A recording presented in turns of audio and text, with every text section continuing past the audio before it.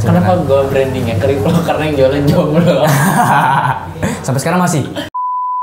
Permainan sosial media, digital marketing, gue belajar banyak di situ. Dan terbukti dari November sampai sekarang tumbuh pesat. Gua nih salah satu orang yang mulai bisnis gak pakai duit. Gak pakai duit? Dari Kriplo sampai bentuk cake gak pakai duit. Gak pakai duit? Gak. Gua gak punya duit, malah sekarang punya duit.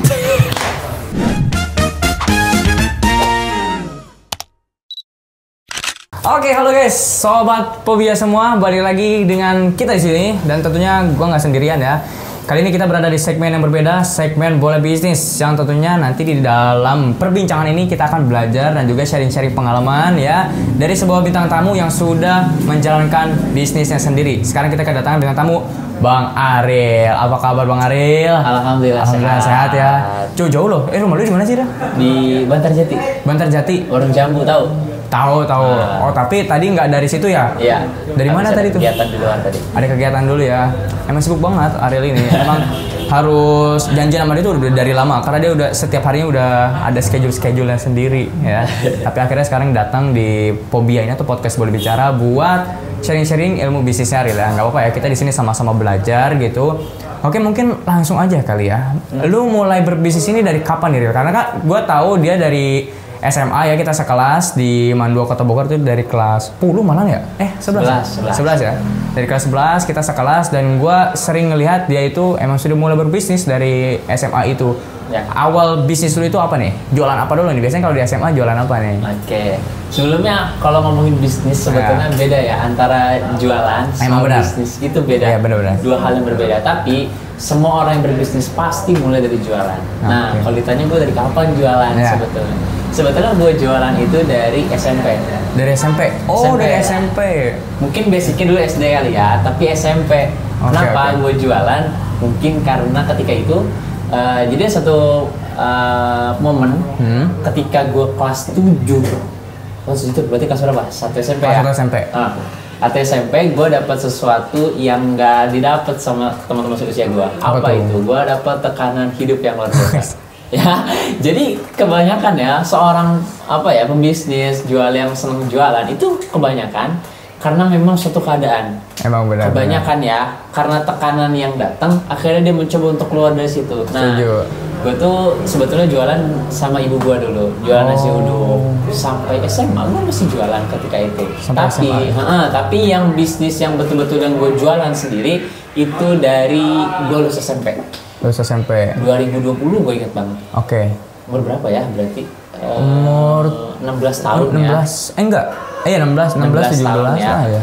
Gue luncurin satu produk dulu, bisnis namanya itu Kriplo. Nah, itu dia yang famous dari Ariel, Kriplo. Ya kan, Kriplo guys, namanya keripik jomblo. Nah, itu. Keripik apa tuh? Keripik apa? Keripik itu sebetulnya keripik biasa guys. Kayak kalian tuh keripik pisang nggak sih? Yang dikasih bumbu, terus ada pangsit, terus gue banyak macamnya ya? Iya, banyak macam-macamnya. Sebetulnya cemilan. Kenapa gue brandingnya Kriplo? Karena yang jualan jomblo. Sampai sekarang masih? Enggak. Oh, gue udah tahu sih. Udah enggak sekarang udah. Berarti pantai Kriplonya masih ada sekarang? Kebetulan karena gue dulu kan yang produksi ya. Langsung dari supplier bikinnya langsung, bukan yang dari pasar gue jual enggak, tapi langsung gue ke home produksinya langsung, home industry. Jadi ketika si ibunya memang pindah, nah disitu aku bilang udah deh. Sempat bergeser gue ke Rujak Cireng waktu itu, gue bikin sendiri itu. Tapi nggak lama kemudian gue gimana ya, karena kurang begitu banyak ya peminatnya kalau Cireng. Oke, berarti sempat Cireng juga setelah dari Kriplo itu. Ya. Ciblo namanya. Cireng jomblo, bukan? Enggak ada. Mereknya Kriplo tetap. Oke. Berarti dari zaman SMA itu udah jualan tapi ke kalangan SMA aja nih, sekolah-sekolah atau sempat keluar orang-orang luar juga? Justru kalangan luar. Pada saat Covid itu Kriplo muncul di situ. Nah, jadi pada saat kelas 10 kan kita Covid ya, zaman Covid. Ketika orang daring, gue tuh sumpah ya, gue tidur. Gak kadang tidur, kadang gak fokus, gue sambil nge-packingin jualan gue kadang bikin status jualan gitu. Jadi pada saat sekolah selesai, tuh gue berangkat gue inget banget, beres belajar berangkat ke dermaga, ngontrak mulai ke puncak, ujung ke ujung guys, sumpah. Nganter-nganter ya. Iya gitu, tapi ya karena gue seneng jalan-jalan juga kali ya. Iya sih. Jadi sambil main aja gitu, tapi sambil nyari duit gitu. Benar. Ingat banget gue dapet uang ratusan ribu pertama itu langsung seneng banget gue Senang ya? Iya seneng karena Apalagi hasil sendiri. keringat sendiri. Kebayang deh orang yang baru kerja, ya kan? Karena waktu itu jualan, gue ingat banget setiap buat gue makan pecel lele gitu. Enak banget pecel lele. Masya Allah. Mantap sekali ya. Berarti sekarang udah lagi stop dulu kriplonya ya? Kalau kriplo udah enggak. Udah enggak ya? Ya, karena tapi insya Allah mungkin comeback di beberapa tahun akan mendatang. tapi kalau comeback lagi statusnya udah gak jomblo bukan kriplo lagi namanya berarti kan. Udah beda lagi. Saran-saran nama bisnis baru nanti. Boleh. Lanjutin kriplo dia. Tapi bukan jomblo lagi. Iya. Apa Dam? Nah, nggak tahu tuh apa. Makanya komen ya. Oh iya, siap. Berarti setelah itu lulus SMA, kita lanjut ke lulus SMA nih ya. Iya. Nah, berarti kan lu udah kuliah nih ya sekarang. Yang mau tahu cerita kuliahnya Ariel itu bisa di episode sebelumnya ya, yang sama Zahra dan Ruben. Itu banyak juga sharing-sharing dari Ariel terkait perkuliahannya. Nah, setelah lulus SMA, bisnis apa yang lu tekunin? Yang ditekuni ya? Yang ditekuni sampai sekarang? Sampai sekarang. Jadi sebetulnya gue di SMA pun itu jualan kue, cuman nggak se-branding sekarang. Oke. Jualan kue hanya perorangan saja gitu kan. Nah, beres SMA, gua belum langsung bisnis waktu itu. Oh. Dan, nah sebetulnya sekarang ini yang gua laksanain, gua selain daripada kuliah, gua pun ngajar sebetulnya. Ngajar apa tuh? Jarang yang tahu kan, gua ngajar privat. Oh, ngajar berapa? Ya. Gue ini apa sempat lihat SW Pak SG gitu, Ya, ngajarin ngaji kecilan. kan? Iya betul, ngaji. gue ngajar. Nah pada saat gue ngajar, gue terpikir bahwasanya gue kan dari dulu senang jualan gitu. Iya. Dan gue mikir, aduh peluang apa ya? Gue inget banget, gue nyatet beberapa hal yang menjadi peluang gue. Gue catat tuh bisnis ini. Akhirnya setelah bulan November, gue belajar dari itu kan beberapa mentor gue. Ketemulah gue dengan bisnis yang memang kata gue pernah mulai tapi belum pernah gue booming. Apa itu? Bento Cake Bogor. Follow ya. Bento Cake Bogor di Instagramnya ya. Iya, ingat banget. Gue November langsung tuh permainan sosial media, digital marketing. Gue belajar banyak di situ. Dan terbukti dari November sampai sekarang tumbuh pesat. Mantap banget. Pesat. Jadi gue mulai booming itu bisnis sekarang Bento Cake Bogor dari November sampai sekarang bulan Sampai Mei. sekarang ya. Iya. Alhamdulillah perkembangannya positif sampai sekarang ya. Positif. Sampai udah di follow sama itu tuh yang gue lihat yang udah verified coach itu juga tuh coach bisnis. Pak Tom Live. Wah, Beliau luar konsultan biasa. bisnis. Bisa-bisanya di follow ya. Udah masuk juga beberapa kalangan selebriti, selebgram. Karena kita punya relasi ke sana jadi iyalah. Luar biasa. Tapi ini produknya produksi sendiri atau gimana? Kalau ini gue berpartner.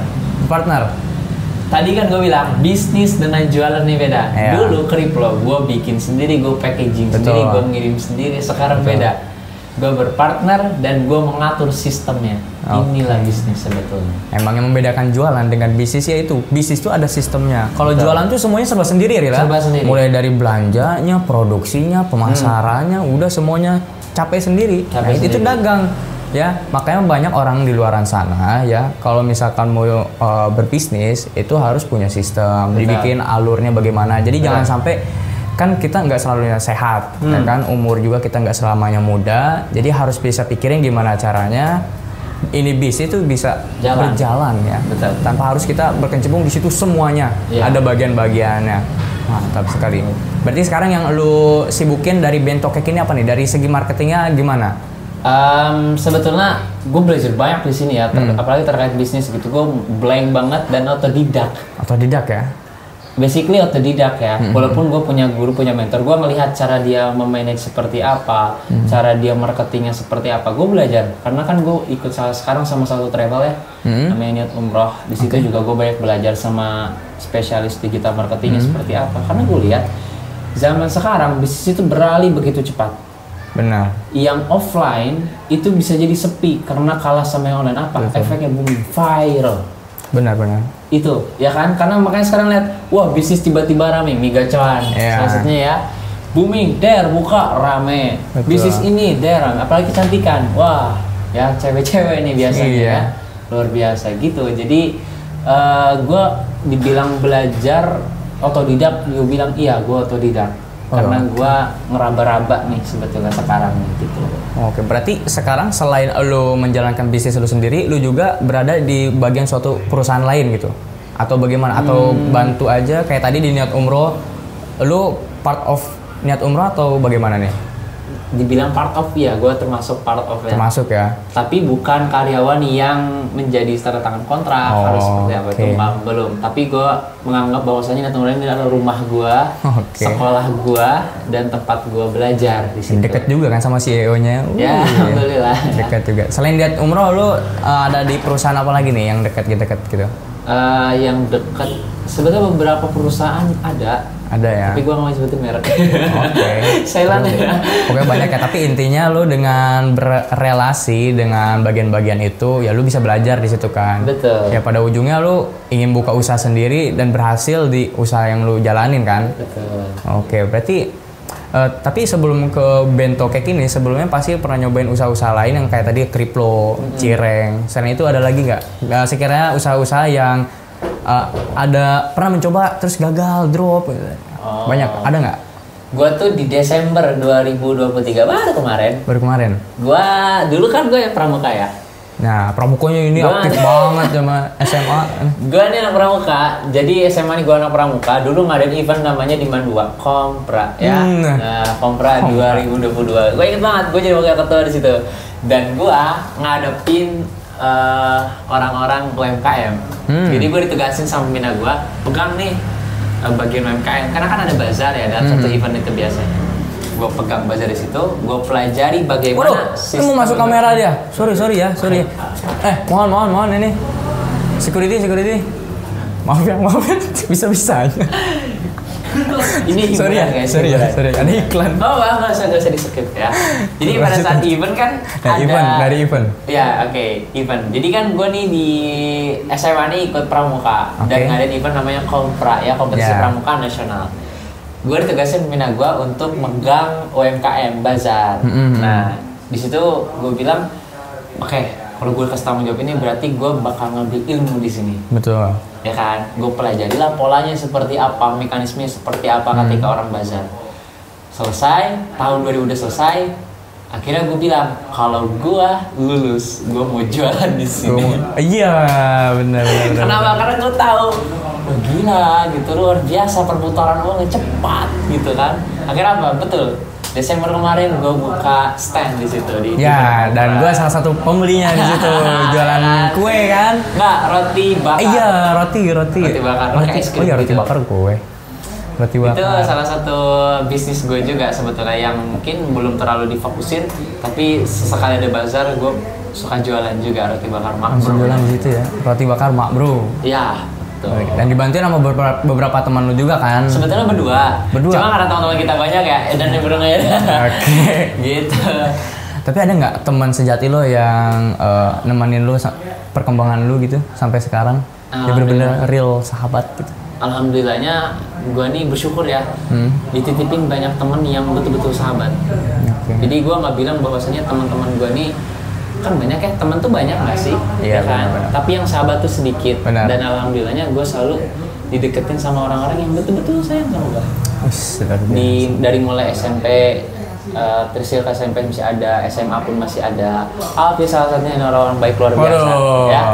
Gue juga banyak belajar dari Ariel guys. Gitu. Jadi gue selalu menganggap orang yang selalu berbuat baik terhadap gue menganggap dia bahwa dia sahabat, karena kerasa ketulusan orang tuh kerasa. Benar-benar. Gitu. Jadi kalau dibilang sahabat banyak, alhamdulillah. Banyak ya, sampai sekarang juga. Mau disampaikan ke sahabat-sahabatnya?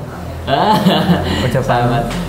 Gue bilang terima kasih banyak, selalu menemani, selalu mendampingi dan selalu mensupport gue. Apapun yang gue lakuin, kadang itu salah, kadang itu betul, ya.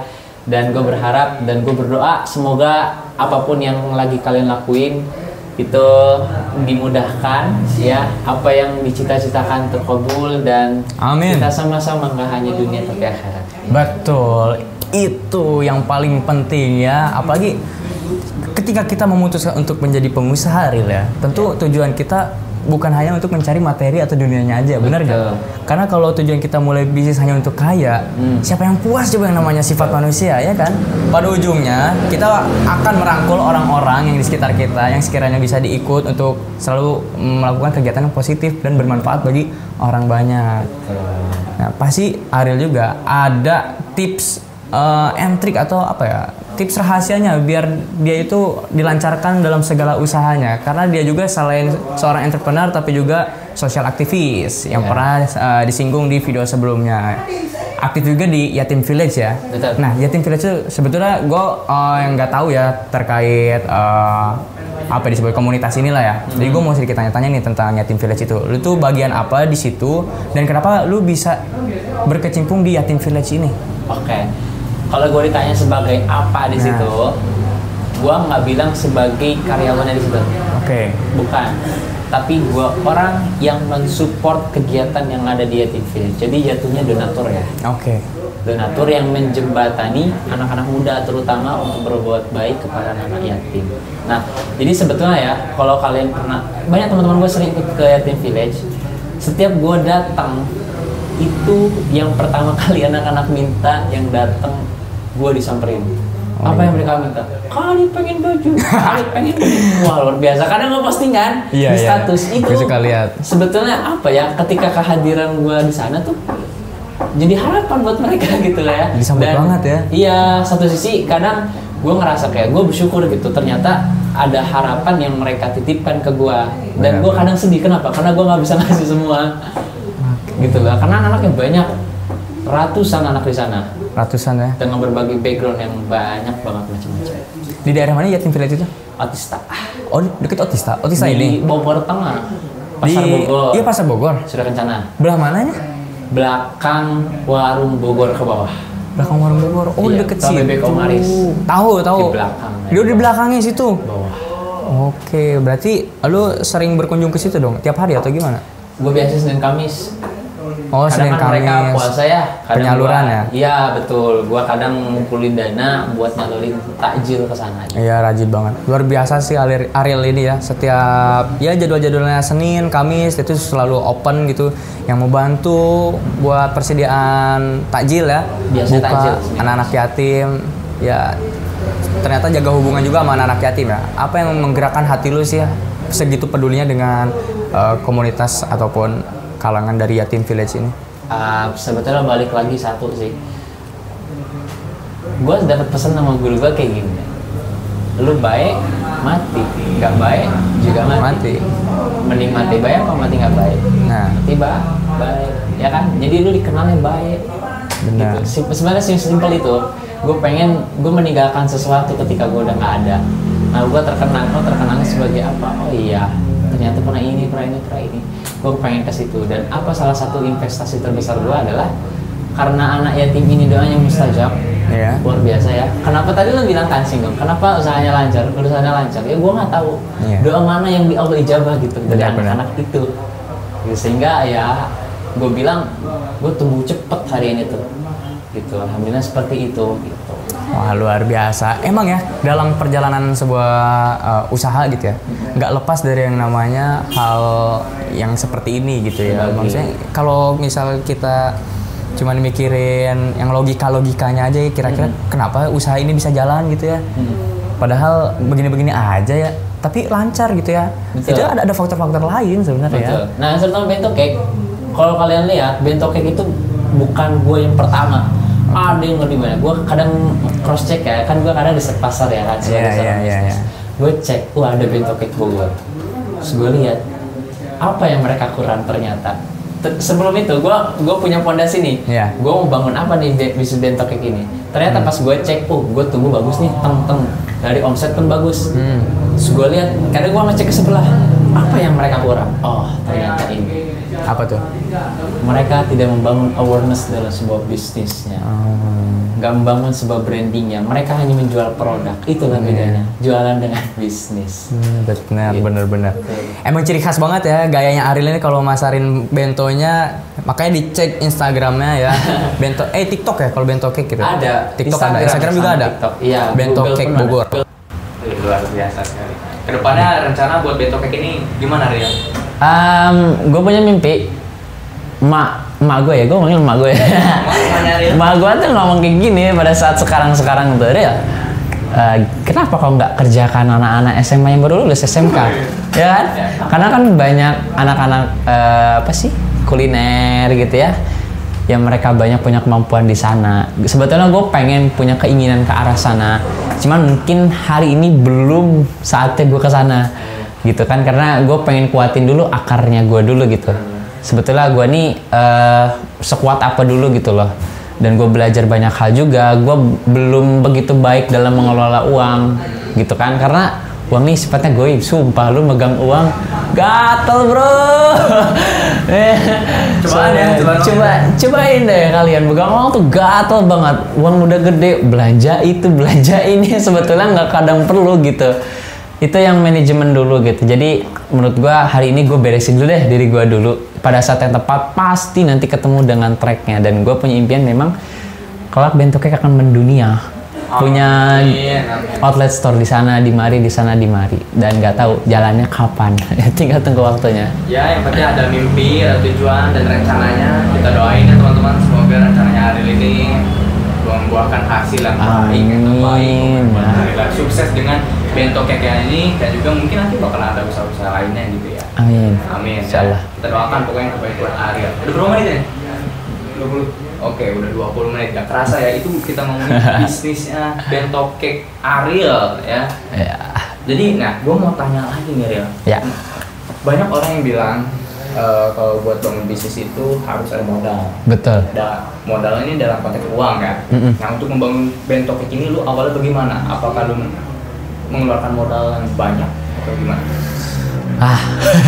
Setiap pembisnis pasti ngomong kayak gini. Modal pertama bisnis jualan bukan modal, mental.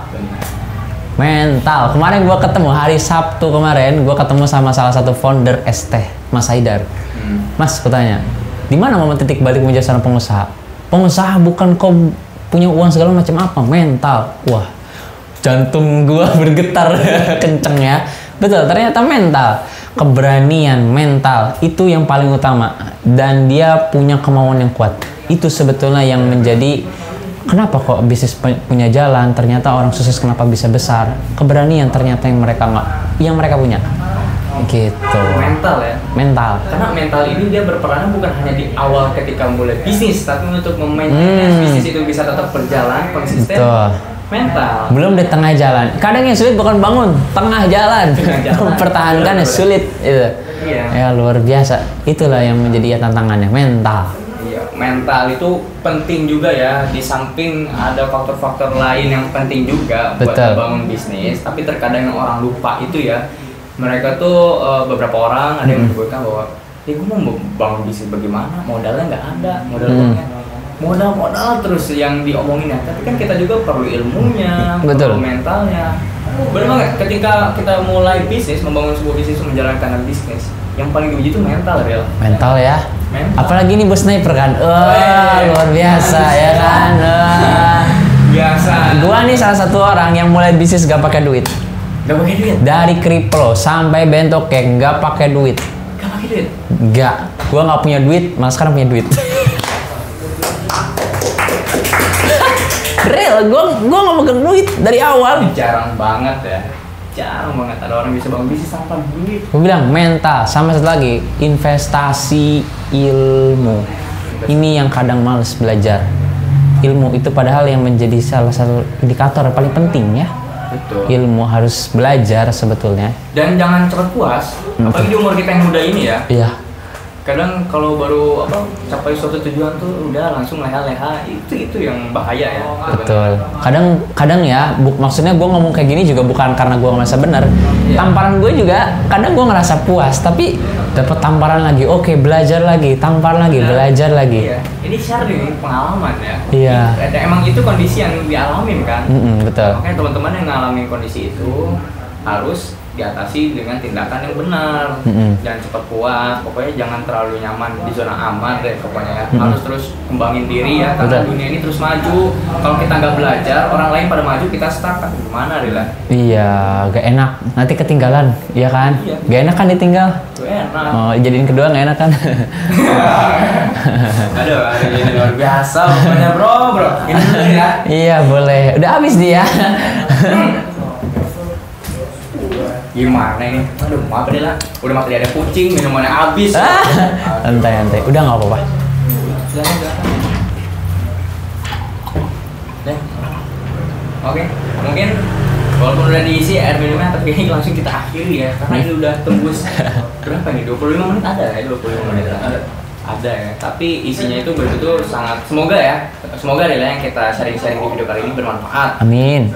Untuk teman-teman semua, dan juga sekali lagi kita doakan semua yang dilakukan oleh Ariel itu bisa bermanfaat untuk orang lain, dan juga bisa memberikan yang terbaik juga untuk dirinya, keluarga, bangsa, dan negara. Amin. Intinya Ariel ini soalnya besar banget ya, kita harus support sesama anak muda ya, kita harus support orang-orang seperti Ariel ini ya teman-teman. Mungkin tidak Ariel di samping, nggak buat teman-teman di luar sana yang masih muda nih sekiranya pengen ngambil jalur berbeda dibanding orang-orang lainnya untuk menjadi pengusaha atau gimana silakan gitu.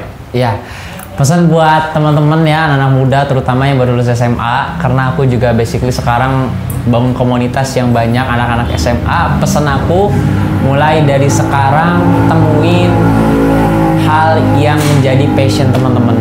Ya, yang pertama temuin passionnya dulu. Yang kedua, cari lingkungan yang mendukung. Karena lingkungan hari ini banyak, tapi nggak banyak yang mendukung. Yang suportif, yang baik, yang nggak bikin kalian down ya, apalagi seperti itu yang toksik itu lebih baik tinggalin. Cari lingkungan-lingkungan yang baik, yang suportif. Kemudian yang terakhir, jangan lupa kalian harus punya guru atau mentor, terutama yang udah lulus sekolah, karena kalian di sekolah masih aman kan. Tuh buat apa? Kayak gue dulu bader gini-gini. Gue sering cabut dari kelas, cuman kerasa ketika lulus SMA ternyata wah gue sekarang bebas amat ya, gue harus punya batas juga, harus punya rem itu, harus punya kontrol siapa ya, guru atau mungkin orang tua gitu ya, itu yang harus dipunya. Jadi itu tiga ya, tadi satu harus temuin segera jati dirinya, passionnya apa. Yang kedua tentang apa tadi? Lingkungan yang baik, suportif. Yang ketiga mentor atau guru dicari gitu. Real, thank you banget yang lu sampaikan di podcast ini. Terima kasih juga udah luangin waktunya. Sama-sama. Semoga nanti kita bisa ketemu lagi di episode selanjutnya ketika Bento Cake sudah besar. Amin ya. Terima kasih juga buat teman-teman sobat Boleh Bisnis. Jangan lupa subscribe, share, like, dan komen. Terima kasih banget yang selalu setia di channel ini. Bye bye.